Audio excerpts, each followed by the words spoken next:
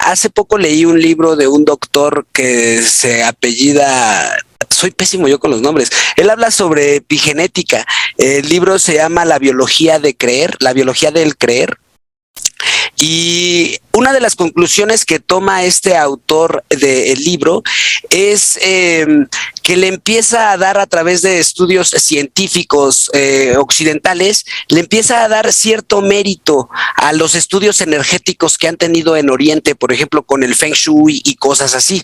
Esto fue hasta cierto punto novedoso, porque este doctor en biología, con su estudio, pues reta un poco la ortodoxia de la ciencia oriental, ¿no? Al abrir la puerta de la duda a las ondas orientales. Esto después viene acompañado, hace rato que hablaba de esta separación, me acordé de otro libro que también tiene que ver con Oriente. El libro se llama El hombre multiorgásmico, y una de las ideas que tiene este libro es de separar el orgasmo de la eyaculación, pero todo esto a través de técnicas orientales, de técnicas, ellos creen en el Tao y ondas acá, y ahí se avientan este libro. Y de repente me doy cuenta que usted, Doc, tiene este libro con influencias de la poesía japonesa, pero también le hace a la música persa. Mi pregunta es, ¿cómo llegó a usted esta fijación por el mundo oriental? ¿Qué hay de ese lado del mundo que nos enloquece tanto a los occidentales? Bueno, yo creo que es milenario, ¿no? Y pasa, algo muy, muy interesante, porque, por ejemplo, estas generaciones, la tuya probablemente, miran mucho ahora a los 80s y a los 90s, esta palabra que le llaman vintage, ¿no? Y dicen, es que los 80 estaba padre, los colores y todo eso. ¿Por qué miran al pasado? ¿Por qué no miran su propio presente? ¿Por qué nunca lo hacemos? Pregúntenle a sus padres, y sus padres decían, la música que hacían antes era mejor, ¿no? Y pregúntenle a tu abuelo, la música que hacían antes era mejor. Siempre es antes, ¿no? Como que no nos satisface lo que vivimos, y en especial en estos días no nos satisface, pues, las experiencias, ¿no? Lo que te proponen, y la música te llena, nada. Entonces miras al pasado y eso te llena algo. Bueno, pues hay otras culturas milenarias, o sea, no de hace 20 años, ni 50, hace de 1000 años o 2000 años, y dices, eso me interesa a mí, cómo veían el mundo, cómo hacían música. En el caso, por ejemplo, de mí, estudié en la Nacional de Música también, o sea, yo fui bastante nerd porque todo el tiempo me la vivía en la escuela, ¿no? Comía poco, pero y tenía muy poco dinero, pero pues todo el tiempo estaba haciendo lo que me gustaba. Y entonces igual, ¿no? Yo estudié pues música de conservatorio, música de europea, para repetirla. O sea, yo solo soy un repetidor de la música que alguna vez platicamos, ¿no? Pero no hay nada mío. Entonces es como si tú te aprendes un poema de Sor Juana Inés de la Cruz o de Octavio Paz y te lo aprendes. El poema es tuyo. Pues sí, ¿no? O sea, sí, porque tú lo dices mejor que cualquiera, probablemente, pero no es tuyo porque tú no lo escribiste. Entonces lo mismo pasa con esta música. A lo mejor yo soy buenísimo para repetir a Mozart, y tiene su mérito, porque el mérito es para que no se pierda esta gran obra maestra y para que otras personas lo conozcan. Es lo que decíamos. Y en cambio la música milenaria de Japón, de China, de Persia, de India, entre otras culturas, la música es para expresarte. Lo que tú sientes en ese momento, tienes que decirlo con tu instrumento. No la música de otros, tu música, la que está dentro de ti. Esa música dentro de ti se alimenta de la música de otros. Entonces hay una gran espiral ahí muy bonita, de retroalimentación, ¿no? Yo aprendo la música de mi maestro, pero cuando la aprendo yo también la absorbo para transformarla en otra cosa. Esa es la música milenaria, ¿no? Y en este momento, en algún momento gané un premio de música, de guitarra clásica, y gané el primer lugar, y al otro día me sentía mal, o sea, como una resaca, porque dije, bueno, esto es lo que quiero hacer toda mi vida, tocar la música de otros, aunque lo haga bien, y no. Entonces Entonces yo quiero escribir mi propia música, ¿no? Y entonces eso me llevó a, pues, a adentrarme un poco más al conocimiento, ¿no? A contactarme con personas, y afortunadamente desde hace 10 años, pues bueno, conocí a un maestro persa que se vino a vivir a México, y entonces yo le dije, yo quiero ser tu discípulo, ¿no? Me entrego y digo, pues tú dime qué debo de hacer. Y sí, ¿no? Entonces, siguiendo su forma de enseñanza, de aprendizaje, pues ya me fui adentrando, y es una forma de hacer música. No es mejor ni peor que otras, es distinta. Su objetivo es distinto.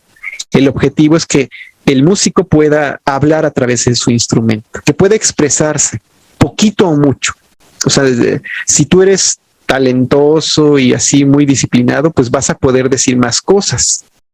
Si tú eres común como tu servidor, pues tienes limitado, pero puedes decir cosas. Ese es el punto, ¿no?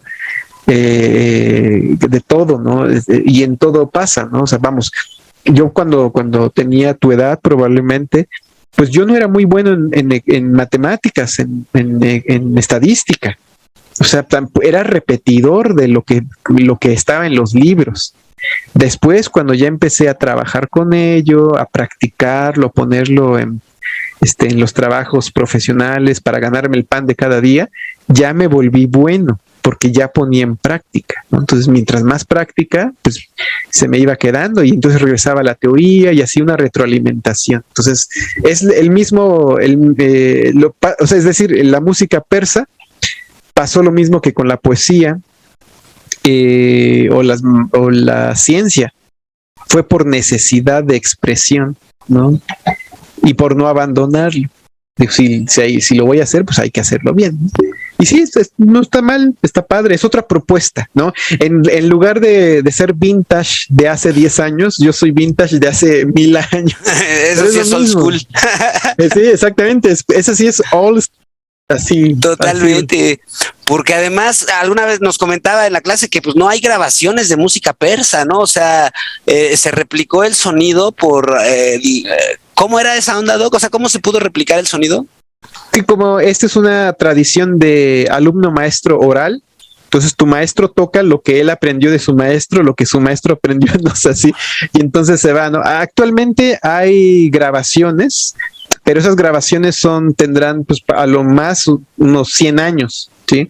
Pero esta música viene de más lejos, ¿no? Ahora se ha podido así, para la permanencia de la que hablamos, ¿no? Que se quede ahí en la memoria para las nuevas generaciones, por si se llegaran a morir todos los grandes maestros de la música, ¿no? Ese es el punto.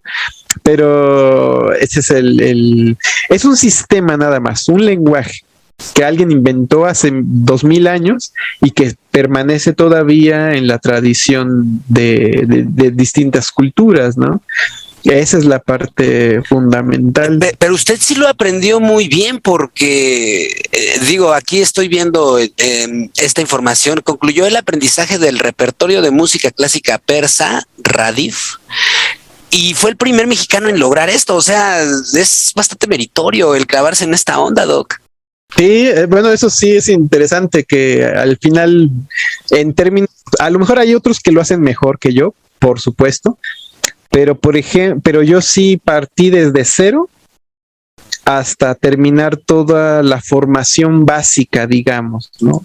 Que consiste en aprenderte todo un repertorio de aproximadamente 250 piezas, que se llama Radif, que es una forma de entender la música. Entonces, cuando tú te aprendes todo esto, ya tienes los elementos para componer tu propia música, pero para eso primero tienes que entrenar. Es la misma idea que con la cinta negra del karate, okay, en el que ahorita olvidé el nombre de la cinta negra en japonés, pero significa que es el primer paso.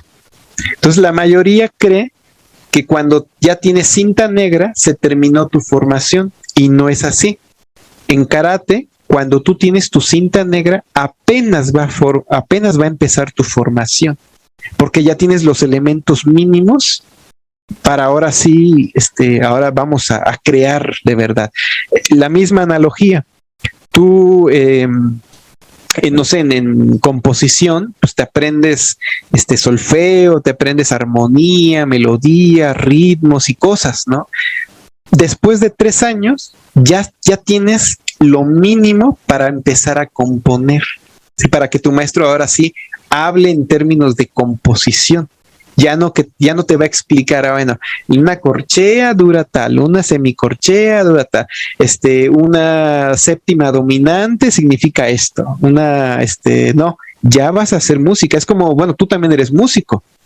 Bueno. Es como estarse frente a un músico y él empieza a tocar, un blusero. Alguna vez me tocó tocar con un blusero. Se sentó el señor y empezó a tocar, ¿no? O sea, ya no me está preguntando, oye, ¿te sabes solfeo? No, él ya estaba tocando, o sea, ya estaba haciendo música.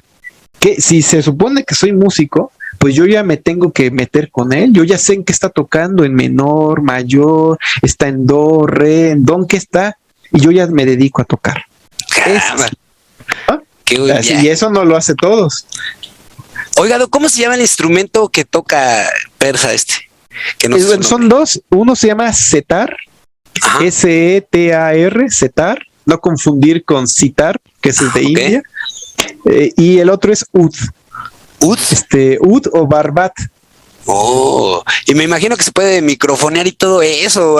Algún día sí. voy a de hecho, tenemos 2 grabaciones. Participo en un disco que se llama Pérsico. Órale, es el primer álbum mexicano que hace una fusión música mexicana con música persa. Pues ahí me tuve la oportunidad de participar con mi maestro, él es el director, el compositor, y mezcla esas dos. Y hay otro disco mexicano de música persa de mi maestro que se llama Tarde y Lejos. Son como los 2 discos en los últimos 100 años que se han producido en México de música clásica persa. De hecho, son los primeros, no hay más. O sea, que sea original, no. Son los únicos 2. Tarde y Lejos y Pérsico.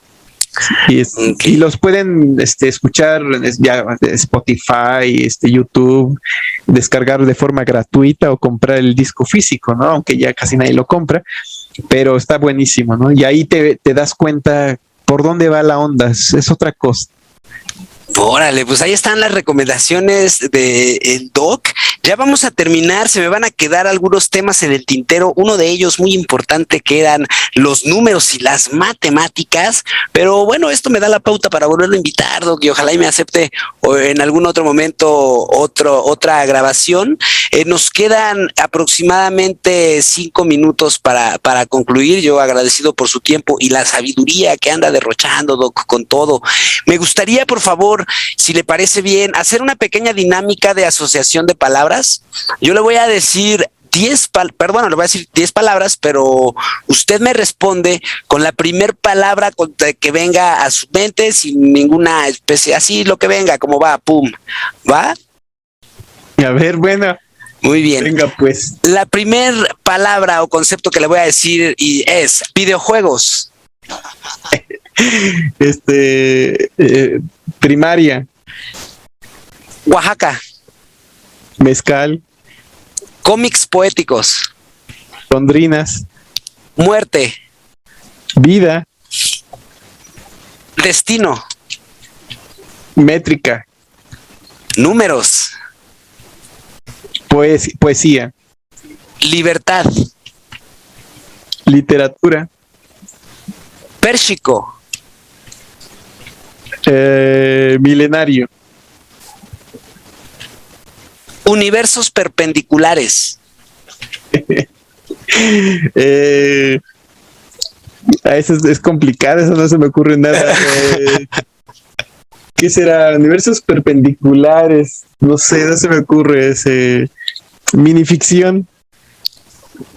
Manuel Sauce Verde. Otro loco más. El podcastor. Pura ley. Muchas gracias, Doc. Nos quedan unos cuantos minutos, pues que usaré muy bien, no solo para volver a recomendar, busquen el material que tiene el Doc. Voy a poner cuando suba este video, digo, subirá primero el audio, por supuesto, pero eventualmente cuando se haga el video, pues le pondré ahí las redes sociales para que busquen tanto la literatura, música, los videos informativos con respecto a algunos temas económicos, poesía, números. Los invito, en verdad, yo les recomiendo pura cosa buena. Esta no es la excepción. De hecho, esta es como una joya en la corona. Muchas gracias, Doc. ¿Cómo se ha sentido en esta grabación del Podcastor? Espero no haberla regado mucho. No, siempre está bien, nuevas preguntas, ¿no? Y yo creo que unos puntos fundamentales siempre es siempre mover, ¿no? Ese es el punto, ¿no? Preguntas difíciles, situaciones difíciles, ¿no? Eso es lo que nos hace humanos, porque al final uno hablar con una estatua, con un robot es aburrido, ¿no? Es mejor hablar con otro ser humano, con experiencias. Eso es lo importante. Pues muchísimas gracias, Doc. En verdad, yo muy feliz. En verdad, espero que podamos hacer otro episodio para hablar de números, porque para eso fue para lo que estudié, Doc. Me aventé un buen de cosas para hablar de números y miren nada más. Pero, pues algo con lo que se quiera despedir de este episodio, mi estimado Doc. Pues bueno, que sigan escuchando a Castormanía, que es una gran opción. Y lo importante es, hay que probar otras cosas, ¿no? Hay que atreverse y perder el miedo, ¿no? Y para perder el miedo, pues lo primero que tenemos que hacer es evitar la confusión en nuestra cabeza o en nuestros sentimientos. Hay que ordenar nuestros sentimientos, nuestras ideas, y automáticamente nuestro miedo va haciéndose cada vez más pequeño, ¿no? Y ya uno se atreve. Eso es el punto fundamental, ¿no? Y hay que leer, hay que ir al cine, hay que ver Netflix, hay que ver memes, lo que sea, pero de calidad y que nutra, ¿no? Para que después, con base en eso, uno pueda crear sus propias cosas, ¿no? Ese es el punto, ¿no? Y ya si tienen frío, pues ahí se toman un mezcalito a mi salud, y yo me tomaré 2 a la de ustedes y venga, seremos más felices. Caramba, pues me uno. Muchísimas gracias, Doc. Fíjese que otro tema que se me quedó fueron las películas de terror. Yo soy bien fan del cine de terror y de las películas de tipo B. Pero bueno, eso ya será para otra conversación. No se vaya, por favor, Doc. Voy a tratar de cerrar esto en 7 segundos, tal vez en 5, tal vez solo me tome uno, decirte gracias y espero que disfrutes de esta conversación. Ahí te ves.